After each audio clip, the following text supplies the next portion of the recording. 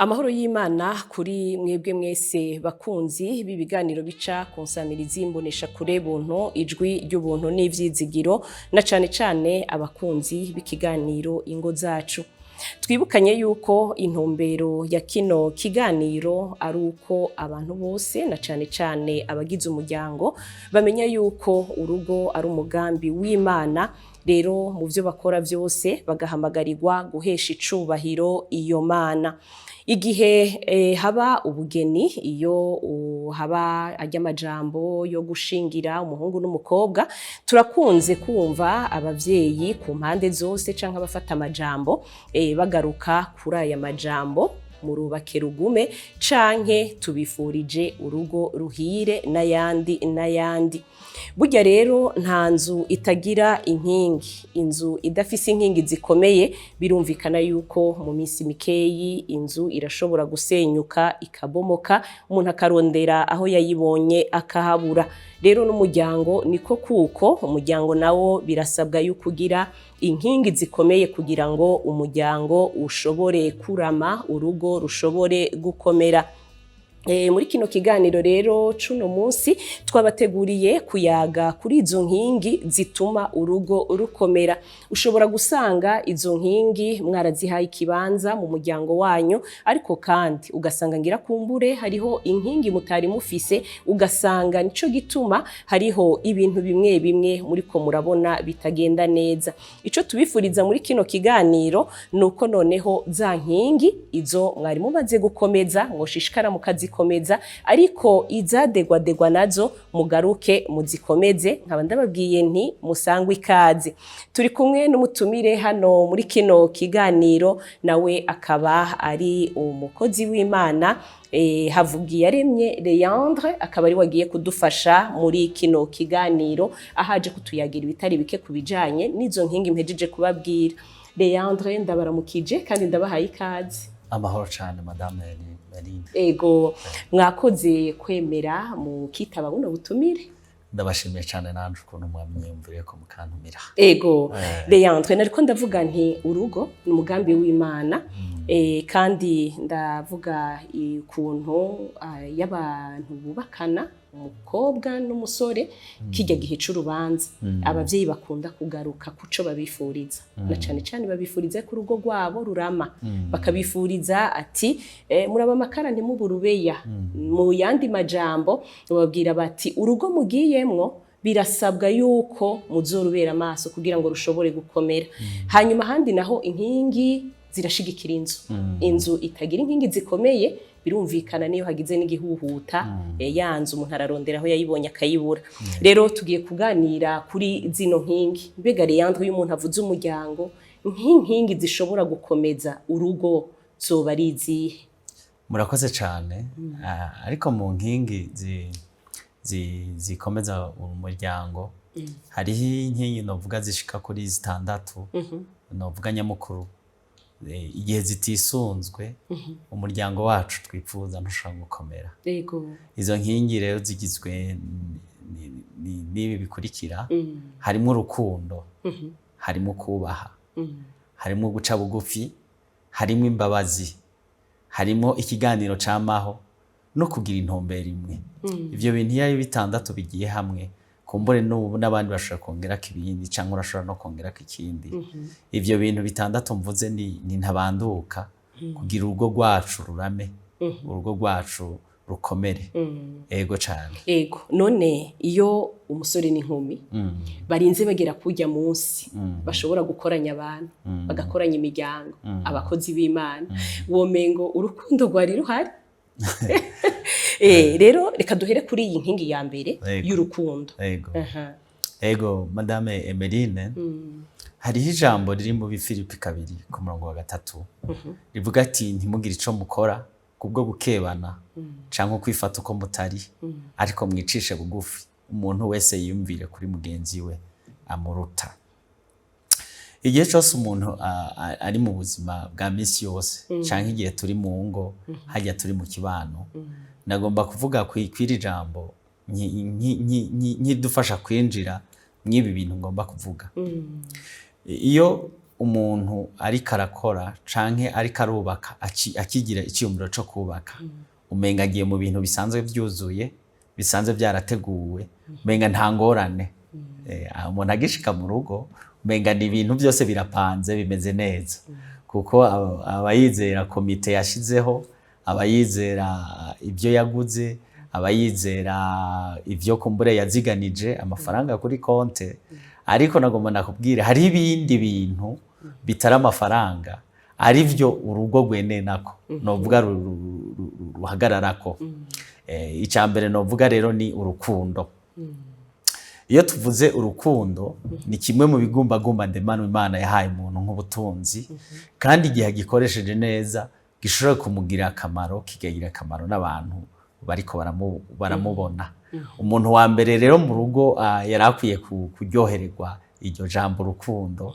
yari umukenyezi canke yari umugabo kuko nibo bantu babanza kubihana ubwa mbere kandi atagitandukanye n'ikindi mvuze ngo urukundo rutuma umuntu aba ishinga ya mugenzi we no kuvuga amwitwararika amubabara yumva ikibabaje mugenzi we kiramubabaza ikinezera mugenzi we kiramunezera mwako kanya urukundo ruza kugaragara nk'ikintu novuga gituma mugenzanje atabangamirwa sindigera niyumvira ko hariho ibintu nokora kugira mbangamire mugenzanje ndamukunda igihe cyose ngomba gukora kugira mugenzanje anezerwe kugira mugenzanje ahabwe icubahiro ibyo rero ntibikunda igihe urukundo rutahari dukwiye kugikorerako nk'inkingi ikomeye ikwiye gutsimbatazwa mu buzima bwa misi yose hari ijambo Yesu yavuze muri Mariko 12:31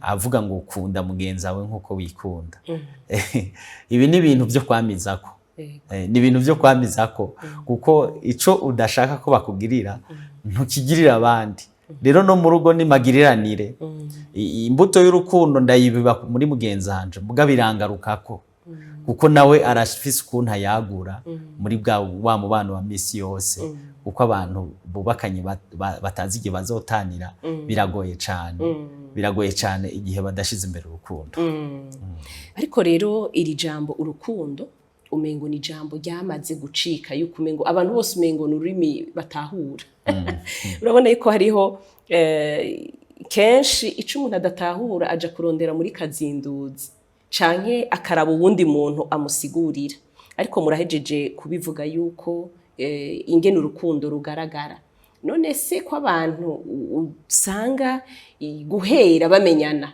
ari utuntu batangura gushiraho neza tukerekana sheri hani n'ibindi mbwa rero urumva utwo dutandukanye n'uru rukundo muriko muratubwira nk'inkingi urukundo situjya tuntu situjya tujambo tujya tujambo no tuvuga ni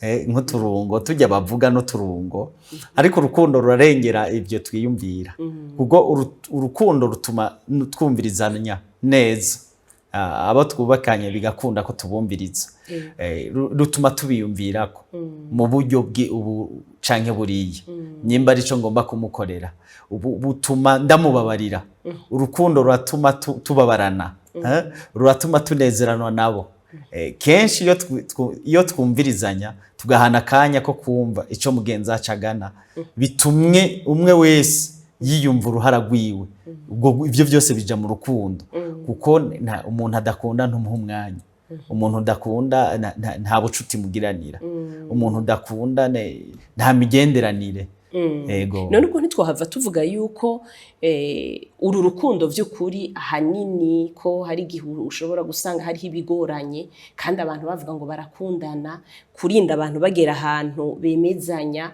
ati uri uwanje ndi uwawe birumvikana yuko haba habayeho rya jambo rukundo none ubwo ntitwahava dusanga nyine umugani wawe nk'uko ubivuze akenshi rikunda kugaragarira mu bigumbagumba gusumba mu ngiro aha niho numva nipfuza ko twoshimangira ku rukundo hariho umugabo yanditse avuga ku kijanye yanditse igitabo kivuga les 5 langages d'amour iyo ariko aravuga urukundo we waruvuga nk'uruzana intsinzi mu rugo aruvuga nk'ingazi yo kuririrako ituma dushobora kuduga imisozi minini. Mwumvirize, si bwa bujambo ni ikindi kintu.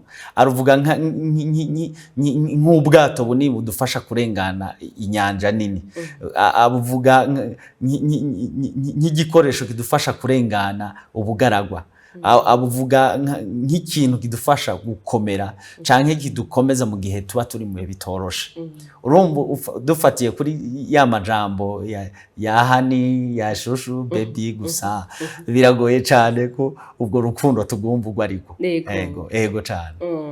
Ego murakoze, kumbura bariko baratwumviriza bariko baratahura iyi nkingi y'urukundo ingene kirakumbure ikomeye n'ingene bakwiye ubwabo kuyikomeza.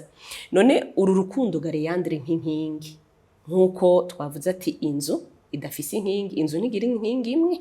Hariho nawe ushobora gusanga bariko barubaka nk'uruhome, gasanga bavuze ati reka dushire piliye ngaha, yindi tuyishire ngaha gutya na gutya, bivana n'ingene uruhome rungana. None uru rukundo nk'inkingi hagati y'abubakanye, hariho ibindi bishigikizo vyoba biri iruhande yabo imbere ngira kumbure yuko tuja gutandukira inkingi igira kabiri?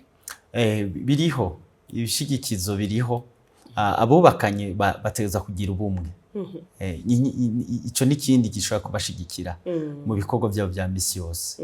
Ubumwe ni kimwe, naho twokivuga ko ari inkingi, ni kimwe gituma abantu banywana bagashobora umwe mugenzi we. Nimba ndiko ndakora ikintu nkumva sinaka ariko aragikora, nimba ari umugore wanje ariko aragikora, nkumva noshiramwo ukuboko, nkumva noja kubana nawe mu vyo ariko arakora. Ubumwe butuma abantu badatandukana, nta wivugira ico ashaka. Umwe wese ariko aravuga bazi ko ariko avuga mu izina ry'umuryango, ico ariko arakora abagikora mu izina ry'umuryango. Rero igihe ahatari ubumwe, urumva abantu baca batangura kuryaryana. Umwe wese aza ucumenga agomba kubaza mugenzi we ati wabikoreye iki, wavugiye iki, wagize iki. Ariko iyo tuzi ko naka ndabizi ko anserukira, ico ariko aravuga, ico ariko arakora ndakizi, nico ni ikintu gikomeye cane mu bijanye no kubaka canke gushigikira ibishigikizo by'umuryango. Ego murakoze. N'ijambo ry'Imana rivuga ngo bavuga kubigishwa muri mwagiriranira urukundo, ngo nivyo bizogaragaza ko muri abigishwa banje. Rero urumva yuko urukundo ari inkingi ikomeye hagati y'abubakanye, birengeye vya bindi vy'amajambo, birengeye yuko wovyereka abantu muri mu rubanza, birengeye yuko wogenda urabihaya aho ugiye, mugabo vyumvikane ko hariho ibindi bikorwa bikomeye bibwirizwa gukorwa. Reka rero iruhande yaho hamwe atakindi muba mufise muvuga kuri iyi nkingi y'urukundo mushikiriza urukundo. Nagomba gatoyi, birarengeye bijya birori batwereka, birarengeye hajya amasantrale bahana imbere y'abantu, birarengeye hajya amajambo meza baba banditse badusomera, birarenze bijya. Kuko urukundo by'ukuri ni igihe mwese mwatashe dusigaye turi babiri. Urukundo si bijya ndaberekana hagaragara, si bijya bigaragara. Urukundo ni igihe atanumwe ahari, jewe n'umugore wanje tubanye gute, igihe atanumwe ariko araturaba, mbega turi mu cumba twenyine tumeze gute. Kuko hariho abantu babayeho ico no kwita mu gifaransa manipulation, bakagomba kwerekana ishusho atari y'ukuri yabo, mugabo kugira bakingira inyungu zabo canke ico bari, bakagomba kugaragara nk'uko umenga n'abantu nyene, ukavuga ati bajya abantu by'ukuri bari mu rukundo, ni bama oya, ukuri burya baba bakuzi. Jewe nk'ubu na madame turazinanye turi babiri, ni twebwe tuba tuzi ko dukundana, dogre y'urukundo tuba dukundana umwe abayizi. Urukundo n'igihe umwe agize ingorane, mbega bimeze gute, muri za ngorane bigenda gute, mbega ndamugaragariza urukundo gute, mbega ndamwitwararitse gute, mbega ko bishobora gushika nkaba namuzanye afise amaso abiri, iyo rimwe rivuye mu bica bigenda gute. Aho hana abantu ntavyo bazi, benshi banezerwa, mbega aho namuzanye nzi ko tuzovyara abana, igihe abana batariko baraza bica bigenda gute. Ko naje ku mugabo wanje nzi ko ari umutunzi, ko amafaranga aheze bica bigenda gute. Sinzi ko mwumva urukundo rurarengeye bijya bintu, kuko ruza kuza bimwe Pawulo yavuga mu Bikorina, ariko avuga ati rurihangana, rugira neza, ntigwihayagiza, rurenza ko muri byose. Ivyo rero si umuntu wese abishobora. Urukundo nubwo nigo rukundo, kuko inkundo ziratandukanye. Tuvuze agape ni rujya rukundo ataco rufatirako. Nibaza ko ari Imana ibitugomba ko tugiranira hagati yacu, nubwo rero siruza hagati y'umugore n'umugabo, ariko agape, urukundo agape ni ikintu kidasanzwe mu gushigikizo mu kijanye no kubaka urugo. Yego, wavuze akantu ko kugaragara, ati urukundo rurengeye hajya bijya abantu babona, bijya by'amamanza, bijya mwerekana muri kumwe ku murango, bakavuga bati burya ku murango ngo zirara zirasha, ngo bwaca zikazima. Ubundi nawe yaciye ahinyanyura ngo ntiziba zazimye, ngo ahubwo ziba zivumbitse. Ngo baba bavumbitse. Vyumvikana rero yuko haba hariho akantu katagenda neza muri rwa rukundo. Yego cane. Nico gituma ruravomererwa. Ni vyiza ko buri munsi burya iyo umugabo n'umugore binjiye mu rugo, umunsi wa mbere nivyo birashoboye kuba bijya vyaha n'ishushu. Mugabo wibuke ko nje gukunda umuntu Imana yandemeye, kandi umuntu asa nanje, kandi uwo muntu arafise utuntu yisangije, kuko n'umuntu adasanzwe Imana yamuremye ari special. Dawidi niwe yavuze muri Zaburi ya 39 ariko aravuga ukuntu Imana yamuremye, avuga ati ndagushima Uhoraho ukuntu wandemye mu buryo budasanzwe, uburyo wandemye urateye ubwoba. Rero uwo muntu aremwe mu buryo special, mu buryo budasanzwe, arafise utuntu yisangije. Utwo tuntu rero muri kimwe burimwo bitugora, harimwo imero yiwe. Imero aje kuba ari inkazi nk'akarorero, ashoboye kuba ari imbuzi inkazi, nagombye kuvuga cholerique mu Gifaransa, canke ashoboye kuba ari umuntu yijiriwe. Mbuzi umuntu yijiriwe twofata ko ari melancholique. Ariko iyo mero yiwe umuntu ariko ara exploiter, utegereza kurondera ubutunzi buriyo gusumba ibigaragara vy'amadefo afise. Urukundo rutuma turengera amakosha y'abagenzi bacu, bigakunda ko tubana kandi bafise amakosha, kandi nanje mafise ayiwanje ategereza kunyihanganira. Urukundo rutuma haza ukwihangana. Urukundo nigo ruza kuzana ivyo bintu byose, rukarenza ko bya bintu mbona, ariko nkipfuza kurondera ikintu ciza mbona muri naka, akaba ari cyo nshira imbere gusumba ikindi. Igihe rutavomerewe rurashobora guhera mu muntu, rurashobora guhera rukarangira, kuko nk'aba bantu bishika bakahukana, sivyo? Baba batanguye ari abantu bakundana, kuko muribuka bakoranije abantu barahuye ata muntu abona. Icyabananiye gusa ni ikihe? Ni kimwe cyo kurengera bimwe nariko ndavuga nti mu rukundo rurarengera amakosha ya mugenzanje, rurarengera ivyo bitari vyiza ndamubonako, rurarengera imero yiwe. Nimba ari umusange canke kayabayabaya, canke jewe nkaba ndi inkazi, tugahurira mu rugo, ndabizi neza ko hari ivyo azananye bitari vyiza. Umwe niwe yavuze ngo urugo ni ihwaniro ry'abantu babiri buzuranya amafuti. Ihwaniro ry'abantu babiri buzuranya amafuti, hanyuma bakayahuza ayo mafuti yabo, hanyuma umwe akemera amafuti ya mugenzi we, uwundi akemera amafuti ya mugenzi we, kugira babandanye urugendo ruja imbere. Kuja imbere ntibikunda igihe nashoboye kwemera yuko amakosa mbona kuri mugenzanje nshobora kuyarengana.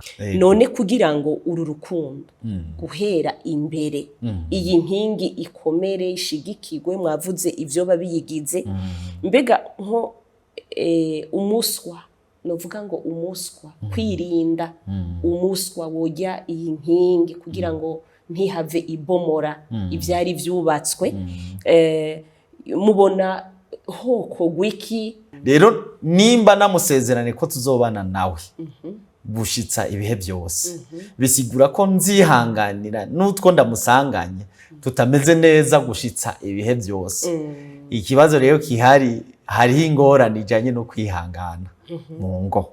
Ukwihangana naco murazi ko ari camwa camwe muyera, ni ikintu cama imisi yose kiza, waba bajwe mugabo ugategerezwa kurengera.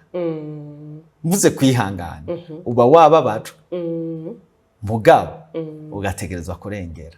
Kwihangana rero naco n'akantu sinovuga ko ari gato, oya novuga ko ari nk'irya shashe ihambira urukundo kugira bikunda umuswa, ivyo bintu bitameze neza biriko biragira bikunda igiti cacu c'urukundo kimara igihe kinini.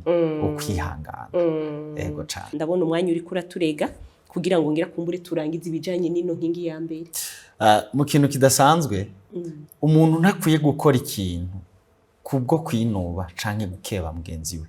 Icyo twifashishije umurongo uri mu Filipi 2:3. Iyo ikintu cose uri kurakora mu rugo wamwe wiyumvira kuri mugenzi wawe. Yego. Wamwe wiyumvira kuri mugenzi wawe. Kuko hariho n'abantu bata makosa kuri bagenzi babo kugira berekane ko mugenzi wawe afise amafuti ariko bo batayobagira. Ivyo birabaho mu ngo. Nimba umugenzi wawe afise amafuti afise ingorane, hariho ibintu tuza kugerako turaza kubivuga mu kijanye na muri za nkingi tuvuga zishigikira urugo. Turaza kubona mu inkingi y'ikiganiro c'amaho. Aho niho abantu baza kuyagira ibindi byinshi. Niho baza kuvugana umwe akugurukira. Niho umuntu amenya mugenzi we. Niho menya nti ababazwa n'ibi akunda ibi. Niho menya inyifato nogira. Kuko maze kumenya nti naka iki kiramutsitaza nakiki. Ndagaruka nanje nkigarura. Ikindi naco hariho abantu usanga byabananiye kwihangana. Nibiyumvire sivyo? Nama mfise icyumviro mbega iyo Yesu atihanganira umusaraba twebwe nk'abakizwa abemeye bagacungurwa nawe, abizeye ko yaducunguye, iyo bishika akabivamwo ari Getsemani. Uko niho hantu hambere hari igihe rero mu rugo umuntu akwiye gusenga nk'ari gasengesho Yesu yavuze, akavuga ati nukuri data kuri igikombe kindegane. Ivyo birabaho kuko benshi ntibarindira ubugombe bw'Imana mu rugo. Oya, benshi baca bagomba kubikora kujya Yesu yavuze ati numva mu mubiri umutima urakunze muga mu mubiri uranze. Sivyo? Benshi bakunda guha agaciro umubiri ariko hariho abantu ba divorce mu mutima uri kurababwira ati no, ivyo uri kuragira sivyo, ivyo mugize sivyo, ntubivemwo haracari ivyizigiro, hariho ayandi mahigwe. Ego murakoze cane ku bijanye n'insobanuro mutanze na cane ku bijanye n'iyi nkingi ya mbere. Twibutse yuko abariko baradukurikira yuko ari ibintu bitandatu bituma urugo rurama. Turi mu nkingi zikomeza urugo. Reka rero ndabashimire cane kuri iyi nkingi ya mbere, ibisobanuro muduhaye, impanuro mushikirije abariko baradukurikirana. Murakoze cyane Madame Emeline. Yego. Twizigira ko bibandanya gufasha imitima kandi bibandanya kugarura ingo hafi. Abarundi nibo bayamaze ngo ureka kugarura impeni ikiri hafi imaze kurenga imirambi ukatangura kwabira nkayo. Rero ibyo kubaka urugo no kurugarura no kwamizako urukundo n'ikintu cyo kwamizako. Si vyiza ko turinda kurutakaza kugira tuzororondera tango dufise tutagishobora kurukitsa. Murakoze cyane. Nuko rero bakunzi mwese ba kino kiganiro ingo zacu mushikirizwa n'isamirizi imbonesha kure buntu ijwi ry'ubuntu n'ivyizigiro. Ni ngaha turangirije kino kiganiro aho twariko turaganira ku nkingi ya mbere ituma urugo rurama, nayo akaba ari urukundo. Tubamenyeshe ko mu gice ca kabiri tuzokomeza n'inkingi igira kabiri, nayo nkuko bari babidushikirije ikaba ijanye no kubaha. Muroranirwe mu ngo zanyu mwese, naho ubutaha.